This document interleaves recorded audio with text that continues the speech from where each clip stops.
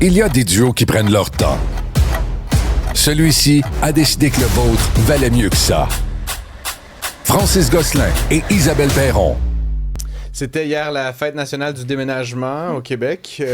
Plusieurs d'entre nous ont changé de place et changé d'appartement, de maison. Ça vient avec son lot d'indésirables, on va dire, de biens qui ne servent plus, hein, Isabelle? Ouais. Bien, on en parlait en début d'émission, en fait, sur est-ce qu'on devrait émettre des amendes? Est-ce que ceux qui jettent leurs déchets, les déchets qui doivent aller à l'écocentre ou qui doivent aller ailleurs que sur le bord du chemin, est-ce qu'on devrait leur offrir des amendes pour essayer d'enrayer finalement ce qu'on voit? Parce que Florence nous a envoyé des photos, c'est des dépotoirs à ciel ouvert. À chaque 1er juillet, on voit ça, la ville est sale. On parle de Montréal, mais c'est de même un peu partout. À chaque fois, on a l'impression que le civisme diminue. Puis à chaque fois, on donne l'exemple du Japon où il n'y a même pas de poubelle, puis tout est clean, tout est propre. Alors comment chez nous, on n'est pas capable de faire mieux? Ça a été notre débat un peu plus tôt. Puis quand on parle de déchets, il y a comme une corde sensible à ça. Corde sensible, puis quelque chose d'éminemment culturel dans ce comportement qui consiste à prendre ton appart, à le mettre dans la rue, puis à être comme « Ah, tu sais, voilà, moi je m'en vais », puis que quelqu'un, là, évidemment, on pense aux équipes des villes, aux éboueurs, aux responsables de la salubrité, quelqu'un, something, le système, là, va s'en occuper, magiquement, ça va disparaître, ça va aller à la bonne place, et surtout quand on parle d'immenses meubles, ou des grandes quantités, comme tu dis, c'est quasiment un mini dépotoir local. Complètement. C'est quand même fou. Tu sais, juste pendant les déménagements à Montréal, c'est 60 000 tonnes. C'est énorme de déchets. Imagine si ces tonnes-là, on les sacre sur le bord du chemin. C'est ça notre... Bon, c'est trop compliqué d'aller un peu partout, les trier. On met ça sur le bord du chemin, les rats vont s'occuper de grignoter ce qu'on a mis là, puis il n'y a pas de problème. Donc, est-ce qu'il faut prévoir des amendes pour les cochons qui vident leurs appartements sur le trottoir? C'est la question qu'on vous pose, un 8-7 Cube Radio. Et pour en parler, nul autre que le chef des ordures, le Chief Garbage Officer, mesdames et messieurs. Et il est l'auteur du livre Ordures, Journal d'un vidangeur, sociologue des poubelles et vidangeur. Donc, Simon Parippa, deuxième fois avec nous cet été. Merci. Ben, tu peux parler en anglais parce que tu as eu les grands honneurs en anglais. Fait que c'est correct que la présentation soit bilingue. Mais c'est vrai, c'était une des meilleures présentations. Ça s'améliore, en fait. J'y travaille. On parle d'amende, là. C'est pas de ton registre, là. C'est les donneurs de tickets qui décideront de ça. Mais toi, comment tu vis déjà une semaine comme celle-ci? Puis qu'est-ce que tu vois sur le terrain? Bien déjà, c'est contre-intuitif, mais c'est beaucoup moins pire que c'était. C'est vrai? Ah ouais, c'est-à-dire, il y a 20 ans, 15 ans, 10 ans en arrière, le 1er juillet était beaucoup plus sacré. C'était beaucoup plus fort, il y avait beaucoup plus de matériel. Je crois que ce qui est intéressant avec le déchet, c'est que ça dit beaucoup de choses. Il y a le vieillissement de la population, c'est-à-dire les gens s'en vont à RPA, mais pas nécessairement le 1er juillet.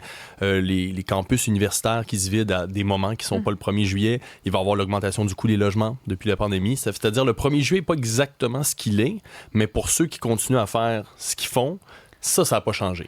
Parce que c'est deux choses. Ouais. Ces deux choses, c'est le non-respect des horaires de collecte, puis aussi la possibilité de mettre ce qu'on veut sur le bord du chemin. C'est ces deux comportements-là qui sont fautifs, qui ont ces répercussions-là. J'ai l'impression, si je me fais l'avocat du diable, qu'il y a quelque chose qui est mal compris dans aller porter ça à l'écocentre, comment trier. J'ai l'impression que les gens font « Bah, de la merde, c'est compliqué, on met ça sur le bord du chemin, c'est plus facile. » C'est vraiment ça. Au Québec, là, on parlait des Japonais. Nous, on a la culture du jetable, du jeter facilement. Ça a un terme là, en sciences sociales, c'est le waste management. C'est la facilité de jeter à beaucoup. C'est ça qui existe au Québec depuis les années 60. Puis pour moi, ça s'est transformé en ce que moi j'appelle le droit de jeter. C'est les gens ont vraiment le droit de faire ce qu'ils veulent, la façon qu'ils veulent. Puis dès qu'on met des contraintes, des amendes, le gros défi à ce moment-là, c'est que c'est les élus qui doivent les assumer parce que c'est au niveau municipal. Puis en général, ce qu'on appelle la police des poubelles, non seulement c'est un peu régressif dans le sens que c'est pas... Selon ton revenu, ça n'aura pas le même impact. Mais en plus, c'est ça, c'est les élus qui doivent assumer la politique. Mais est-ce qu'on devrait? Est-ce que ce serait la solution pour essayer d'enrayer les dépotoirs à ciel ouvert sur le bord des rues? Tu sais, parce que je donnais plutôt à l'émission, Simon, l'exemple, quand j'ai visité la Suisse, là, la légende urbaine, j'ai jamais vu si c'était vrai, mais que si tu jetais ta gomme, ton chewing-gum à terre, t'allais avoir une amende, genre, tu sais, que la police adveillait. Ou même si tu traversais la rue quand c'était rouge, tu sais. Puis c'est comme... J'ai jamais vu personne recevoir cette amende-là, mais c'est comme la légende est très forte, si bien que personne n'oserait le faire. Fait que ça devient comme internalisé. Fait que je comprends ce que tu dis. Il faudrait sûrement donner quelques-unes pour partir la machine à rumeurs. Mais est-ce que tu penses qu'éventuellement, cet aspect-là punitif pourrait avoir un impact sur notre droit de jeter, comme tu l'appelles? Bien, c'est ça. c'est le fardeau des élus de penser à qu'est-ce qui va nous amener vers une culture de la responsabilité. Ouais. Il y a une place comme en Gaspésie où ça coûte cher d'enfouir. Ils ont décidé de faire punitif mais incitatif. C'est-à-dire, si tu mets moins souvent ton bac, on te donne un retour sur taxation, mais si tu le mets trop souvent, on te donne une pénalité. Donc, je crois qu'il faut faire la conjonction un peu des deux, donner aussi des incitatifs, faciliter la possibilité d'aller à l'éco-centre, parce que là, présentement, là, ce qui est facile, c'est de faire le mauvais geste. Ben oui. C'est-à-dire, c'est super facile de mettre le stock sur le bord du chemin, mais difficile d'aller à l'éco-centre. Mais pour vrai, Parce que tout l'argent des taxes va à la facilité de jeter présentement, c'est-à-dire aux camions qui s'en vont chez vous. L'éco-centre, là, ce qui est tannant, c'est que, par exemple, tu es à Montréal, tu vas aller jeter, mais ta pièce d'identité est à Longueuil, ils vont pas t'accepter. Ouais. Il y a quelque chose là de contre-intuitif, il me semble. Les heures d'ouverture. Aussi. Est-ce que tu peux te déplacer avec tes meubles? Ce qui est intéressant, des modèles comme... Parce qu'en fait, le déménagement, ça fait penser au réemploi. Puis ce qui se passe à Saint-Jérôme, là, Saint-Jérôme, c'est l'Eldorado des éco-centres. C'est un éco-centre qui devient aussi un magasin. Puis lui, j'ai parlé au directeur qui a fondé un peu le projet, Pierre Bruyère. Puis ce qu'il m'a dit, Pierre, c'est que lui, il va chercher les choses. Puis il va les chercher, puis il sait les arrimer. C'est-à-dire, la plupart des gens, lorsqu'ils mettent quelque chose au bord du chemin, ne sont pas dans la planification. C'est-à-dire, sont dans l'urgence de il faut que je m'en départisse, mais ils ne savent pas exactement la valeur de ce qu'ils ont entre leurs mains. Fait que de le donner à un éco-centre qui va le revaloriser, le redonner avec des partenariats dans la communauté, bien, on a quelque chose d'intéressant. Mais l'affaire, c'est que ça, c'est sous-financé, mais on va financer tous les camions qui vont aller chercher le stock. J'en parlais aussi avec un ami, mais tu sais, quand tu déménages, j'ai déjà, moi, acheté des meubles, des fois, à l'approche du 1er juillet, c'est un bon moment de faire des bons deals parce que justement, les gens, entre guillemets, responsables, disent, ah ben là, ce divan-là rentrera pas dans mon camion et ben là, je vais le vendre. Là, c'est comme, on dirait que tu arrives au 1er juillet, puis c'est comme si ces gens-là n'avaient pas pensé à tout ce stock. Je sais pas, encore une fois, tu sais, si on pourrait... Parce que l'enjeu, je trouve, c'est qu'une fois que c'est à la rue, puis là, il pleut dessus, puis la vermine... Tu sais, c'est fini, là. Je veux dire, faut pas que ça passe 24 heures dehors, là, sinon, c'est fini. Difficilement... Ça corrompt la matière. Ça la mélange, ça fait des mix, qui fait que même si à l'origine, tu sortais le stock, quelqu'un le prenait à ce moment-là, il y aurait des choses réutilisables. Le fait de le mettre dans l'espace public, ça fait que ça sera plus réutilisable. Terminé. Puis tout le problème est là. Yves est au téléphone. Yves, est-ce qu'on devrait prévoir des amendes pour ceux qui jettent leurs déchets sur le bord de la rue?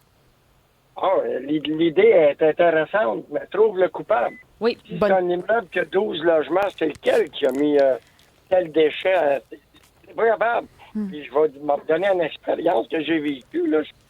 Les deux bras m'ont tombé. Là. J'ai trouvé un climatiseur dans le bac bleu, le bac de recyclage. Oui! OK? Là, moi, j'ai envoyé un message à tous les locataires. Là. Faites un effort. Convaincu que le message a été effacé dès qu'ils ont vu que c'était moi. Là, ouais. Tu peux pas rien faire. C'est une gang de cochons. Je te dis. Parce que vous... Pas tous, mais beaucoup. Ben, c'est vrai. Quand on voit le bord de la rue, cochon est un bon mot. Vous êtes propriétaire de logement, c'est ça? Donc, vous avez vu, vous avez eu de la difficulté parfois avec certains locataires? Ah ben mon Dieu, si quelqu'un a un immeuble de plusieurs logements et qui n'a jamais eu de problème durant 10 ans, mettons, il faudrait que je le rencontre. Ça n'a pas de bon sens, là. Des affaires inimaginables, là. Qu'est-ce que vous avez trouvé? Mon Dieu. Il y en a un qui ne payait pas son loyer. Je l'ai emmené dans le temps, c'était le tribunal administratif du logement. Évidemment, j'ai gagné. Il a quitté, c'était en hiver. Puis quand il y a eu le dégel, ben, moi, j'étais allé dans le logement, j'ai vu du poisson qui était en train de décongeler dans l'évier. Mais il l'avait lancé sur le toit dans la neige. C'est là, c'est un toit plat. Fait que c'est lors du déneigement du toit plat que j'ai vu les poissons. Si je déneige pas, les poissons dégèlent et ils vont courir sur le toit. Les poissons gigotent et barbottes dans ce temps-là? C'est ça. Ils vivent dans l'eau. J'aimerais le préciser. Les poissons vivent dans l'eau. Yves, merci d'avoir appelé. Il y a Yves 2 qui nous écrit sur la messagerie « Les Québécois sont paresseux » en commentant toute cette nouvelle. Plus facile de jeter n'importe où. Même chose à l'épicerie, on a de la misère à ranger les paniers dans l'enclos. Fait qu'imagine, tu sais, les poubelles. Est-ce que c'est de la paresse, Simon Paré-Poupard, tout ça? Ou parce que je connais ta lecture de la culture des poubelles, mais est-ce que c'est une forme de paresse ou c'est juste comme un manque de considération, des alignements, des incitations? Comment tu vois ça? Mais, puisque c'est culturel, c'est plutôt inconscient. Ça ne veut pas dire qu'on ne pourrait pas faire plus d'efforts, puis notre culture pourrait amener qu'on se dédie davantage, qu'on fasse des efforts pour le collectif, Mais paresseux, je pense qu'il y a des gens qui savent simplement pas quoi faire, comment bien faire, puis surtout le déménagement. Puis là-dessus, les élus ils ont le tort, là, c'est-à-dire ils savent qu'il y a cette dynamique-là depuis des années, puis on fait pas rien non plus, là. C'est-à-dire la planification, ça doit être individuel, mais collectif aussi. Fait que moi, j'essaie de dire c'est un peu de tout ça. Il y a plusieurs questions là, sur la messagerie. Si un voisin sac tout dehors, si on met tout sur le bord de la rue, on crée un dépotoir à ciel ouvert devant un logement, est-ce que les éboueurs vont ramasser si c'est pas dans des sacs? Est-ce que c'est la ville qui n'investit plus assez? Mais c'est ça qui est... Le non-respect des horaires de collecte, ça fait ça. Ça fait qu'à un moment donné, tout se mélange. Matières recyclables, compostables, les déchets. Alors, à la fin, moi, je dis que le camion à poubelle, c'est il nettoie. Donc, on va pas mal tout ramasser. Des fois, même ce qui devrait être des encombrants, c'est-à-dire les citoyennes paient pour une collecte d'encombrants. Mais si le matelas est par-dessus le sofa, par-dessus la nourriture, mais tout va être ramassé et va aller au même endroit, à l'enfouissement. On a un problème aussi parce que le plus grand site d'enfouissement temporaire, c'est à Lachenay, à Terrebonne. Là, on veut élargir. Finalement, on veut accepter plus de déchets parce qu'on est en train d'arriver à capacité maximale. C'est majeur, ça. C'est 1,2 million de tonnes de déchets par année. Mm-hmm. Puis en plus, c'est un peu avant les élections parce que ça pourrait causer problème. Parce que si le site déborde, qu'est-ce qui va se passer? Mais il va falloir en ouvrir un autre dans une collectivité qui va probablement se mobiliser contre. Ben oui. Parce que demander à n'importe qui à Chambly, par exemple, est-ce que vous voulez avoir un site d'enfouissement pour recueillir les déchets de Montréal? Ils vont dire non. Mais ça me semble que ça n'a pas de bon sens. Là, un site d'enfouissement qui arrive à capacité maximale, on va faire quoi dans 3 ans? Là? Parce que même si on a un assouplissement pour la prochaine année, il y a l'année d'après, puis l'année d'après, puis l'année d'après, qu'est-ce qui va arriver? Et voilà, mais ça, c'est le défi. Puis jusqu'à maintenant, il y en a, si ma source est bonne, c'est les 9 des grands sites présentement sont sur le seuil de la saturation. Puis qu'il va falloir peut-être revoir le modèle. Mais pour l'instant, ce qu'on fait sans cesse, c'est à part des décrets, prolonger les durées de vie des sites d'enfouissement parce qu'effectivement, ça nécessite de revoir le modèle. Qu'est-ce que ça veut dire? C'est que la pile est plus grosse? Plus haute. Ou comme... Mais là, dans le cas présent, ils veulent le mettre plus haute parce que, bien sûr, le site d'enfouissement, il y a un peu de compost qui se fait quand même. Alors, elle diminue en tonnage, mais par contre, il y a de l'espace qui se crée. Alors, ils veulent rajouter, dans le fond, de l'espace sur le site d'enfouissement de Lachenay. Je sais que ça se fait dans certaines municipalités, à Québec et Lévis, je pense, mais est-ce que incinérer les déchets pourrait être une solution? Ce que j'aime du modèle d'incinération, c'est que, premièrement, c'est près de chez soi. C'est-à-dire, à Lévis, en fait, le site d'enfouissement il est comme un peu près de Québec. Puis, en plus, ce qui est intéressant, c'est que puisqu'un incinérateur est plus technique, on ne peut pas mettre ce qu'on veut, comme dans un site d'enfouissement, parce que l'incinérateur peut bloquer, mais à ce moment-là, il y a des frais encourus. Alors, ça leur demande d'avoir une gestion un peu plus... de faire un peu plus de tri lors de la collecte. Fait que ça peut être un avantage, mais c'est que ça coûte cher en capitaux à la base. Puis, il faut avoir des normes environnementales très, très élevées qui coûtent aussi cher. Et ce tri-là, évidemment, doit coûter en main-d'œuvre puis en complexité du processus plus. Là, je veux dire, c'est tout mettre sur le dessus de la pile, c'est quand même la version facile, la plus simple. Il y a Roger qui nous dit que, un peu dans ton sens, en fait, à l'opposé de ce que tu proposais, lui, il propose qu'on devrait tout shipper nos poubelles sur la Lune, en fait. C'est comme une... Mais j'ai déjà vu ça. Envoyer des poubelles dans l'espace, on le fait déjà avec les satellites qu'on laisse là puis qui ne fonctionnent plus, on pollue déjà. Là, ça serait 10 000 tonnes qui seraient présentement, dans le fond, en orbite alentour de la Terre, quand même, là. Mais Dominique a dit le problème, c'est le je me moi, l'individualisme. Là. Ça, on en a parlé aussi en début d'émission. Effectivement, ça me touche pas, je me ferme les yeux, je m'en fous. Garde, moi j'ai eu chaud hier, moi je taboute, moi je travaille demain, bye, c'est plus facile. On dit que tout coûte plus cher si on fait l'incinération, mais c'est quoi donc la solution pour en venir à bout? Parce qu'on en parle à chaque semaine. Puis à chaque année, on arrive dans le bout des déménagements, juin, juillet, on est cochonné, on va en reparler cet automne, il va y avoir d'autres choses. Des gens qui jettent les poubelles un peu partout, des déchets par la fenêtre. On a quelqu'un tantôt qui nous disait, j'ai vu pas plus tard qu'hier, quelqu'un qui a jeté son sac de fast-food par la fenêtre. T'sais, on dirait qu'on en revient là. Qu'est-ce qu'on fait pour que ça change? Bien, c'est ça. D'en parler, ça participe d'un changement de culture. Ouais. Puis en fait, pour qu'un élu puisse se sentir en possibilité de mettre une taxe, bien, c'est peut-être que ce changement de culture-là va être arrivé. Parce qu'effectivement, on trouve tous que ça n'a pas de sens, mais on a de la difficulté à faire quelque chose parce que dès qu'on est touché un petit peu dans le droit de jeter, on proteste. Mais à ce moment-là, c'est l'idée de la régionalisation. C'est là où on est, les citoyens et citoyennes, si on leur demande, vous feriez quoi? Ça serait intéressant. Ça l'amène le déchet plutôt que d'avoir une approche qu'on dit top-down. Si on va demander aux gens qu'est-ce que vous seriez prêts à faire, parce que tout le monde est d'accord pour dire que ça fait pas de sens. Il y a un bout aussi, c'est sûr que c'est pas les encombrants, mais je trouve aussi que le fabricant je pense qu'on s'en est parlé la dernière fois, mais je reviens quand même à mon exemple du pot de moutarde. Avant, ça devenait un verre qui était avec des signes de jeu de cartes. Maintenant, c'est quelque chose qu'on jette. Il n'y a pas quelque chose aussi dans ce qu'on achète pourrait pas avoir une deuxième vie plutôt que ce soit une bouteille de plastique, ça devient d'autres choses. Mais c'est pour ça qu'il faut investir dans le réemploi. Parce que présentement, la grande solution de Recycle Québec, c'est beaucoup le recyclage. C'est pas que c'est mauvais le recyclage, mais le réemploi, c'est tout ce qu'on peut détourner de l'enfouissement. Puis là, on revenait sur l'agrossissement des sites. Est-ce qu'on peut en faire des ressources plutôt que les jeter? Puis d'amener les gens à réfléchir. Parce que les gens ne sont pas les meilleures personnes pour savoir qu'est-ce que les autres ont besoin dans leur collectivité, parce qu'eux, ils l'ont jeté. Ouais. Mais au contraire, là, on dit tout le temps, là, les déchets des uns sont les trésors des autres, là, mais laissons justement une planification de société par les municipalités organiser ce partage-là. J'ai aussi le sentiment, pour revenir sur ton exemple de moutarde, où je parlais de mayonnaise, là, que le pot de mayonnaise, qu'il y a le trou vers le bas, puis qui se tient debout dans le frigo, puis tu fais juste... il y a de la mayonnaise qui tombe. C'est très pratique. Je suis sûr que je pourrais acheter un pot de mayonnaise avec mon couteau, sortir la mayonnaise old school. Ça, mais c'est de la sauce à salade. Mon point, c'est qu'aujourd'hui, j'ai l'impression que la majorité des gens, ils vont préférer la mayonnaise qui sort en bas avec le pot que tu écrapoutis. Puis il y a plein de ces produits-là.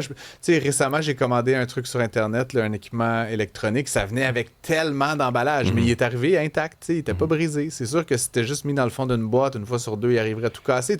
Mais là, je dois gérer mon bac de recyclage avec du styromousse, puis ça se recycle-tu du tuile. Puis là, j'ai comme des grandes j'ai des grandes considérations philosophiques. Puis là, il y a Simon Paré-Poupard qui vient me parler à la radio. Je suis comme, qu'en penserait Simon Paré-Poupard? Mais mon point, c'est que tout ça, c'est pas pour mal faire. Souvent, c'est pour protéger un objet qu'on ship ou pour l'utilisation quotidienne. Fait que, à ton point, oui, on peut être nostalgique du pot de moutarde, mais en même temps, il y a des raisons pour lesquelles on a fait évoluer les contenants, par exemple. C'est parce que la compagnie veut payer moins cher, sûrement. Là. C'est tout le temps une raison financière. Moi, je réitère, dans le cas de la mayo et du ketchup, c'est très pratique que ça coule vers le bas, mais c'est inutile comme contenant par la suite. Ça sert juste à shooter des choses vers le bas. Dans le cas de la moutarde, c'était pas plus compliqué quand ça devenait un verre après. Là. C'est pas ça. Dans le fond, toi, tu pourrais aussi, toute la marchandise qu'on achète là, au cinéma là, avec les pâtes patrouilles, etc., tu pourrais peut-être te créer des pots avec ça serait plus populaire. En tout cas. Mais comme la France, les McDonald's, par exemple, c'est rendu obligatoire sur place d'avoir des contenants réutilisables. Bon. C'est pas sorcier, en fait, comme solution. Puis on réduit la quantité de déchets, puis on change la culture des gens. Félix trouve que des amandes salées, à part ça, là, extra sel, quand ça touche la poche, ça sensibilise. Ça, c'est drôle, cette phrase-là. Manque de civisme aussi. Il y en a plein qui disent, regardez, même à l'épicerie, ça revient beaucoup. Les gens qui vont pas porter le panier à la bonne place puis qui le laissent en plein milieu d'un stationnement, ça, c'est chiant. Étienne, lui, qui est positif, il dit, la situation des déchets s'améliore. Quand j'étais petit, ma rue était un véritable dépotoir à ciel ouvert. Maintenant, il y a de moins en moins de déchets. Un peu comme ce que tu nous disais au départ, où nous, on est choqués. Toi, tu dis, pour vrai, on est moins pire qu'une certaine époque. Oui, puis à Toronto, je sais que dans certains endroits, ce qu'ils font, c'est que tu es responsable de la devanture de ta maison. C'est-à-dire tu t'arrêtes pas à ta clôture, puis à ce moment-là, tu as un retour sur taxe. Fait que là, on a peut-être aussi, dans le changement de culture, un projet de loi qui pourrait amener une sensibilisation. Une carotte, pas juste un bâton. Pas juste, c'est ça, pas juste le bâton. Parce que sinon, on aurait dit que dès que c'est dans l'espace public, le déchet, tout d'un coup, ça m'appartient plus. Puis ça appartient à la collectivité. Michel est au téléphone. Salut, Michel. Oui, bonjour. Est-ce qu'on devrait donner des amendes, des tickets à ceux qui jettent leurs déchets sur le bord du chemin? Définitivement. Et si je peux apporter quelque chose aussi concernant les contenants.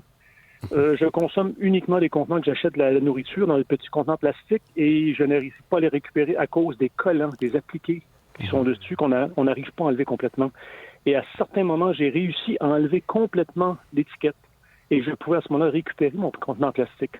Alors, quand je pense à tous les camionneurs qui ont des fours à micro-ondes dans leur camion, qui utilisent ce genre de contenants de nourriture qu'on achète dans les épiceries ou autres, là, ça pourrait être, les étiquettes devraient être beaucoup plus solides pour qu'on puisse les enlever. Ah oui, Simon, ça n'a pas de bon sens, ça?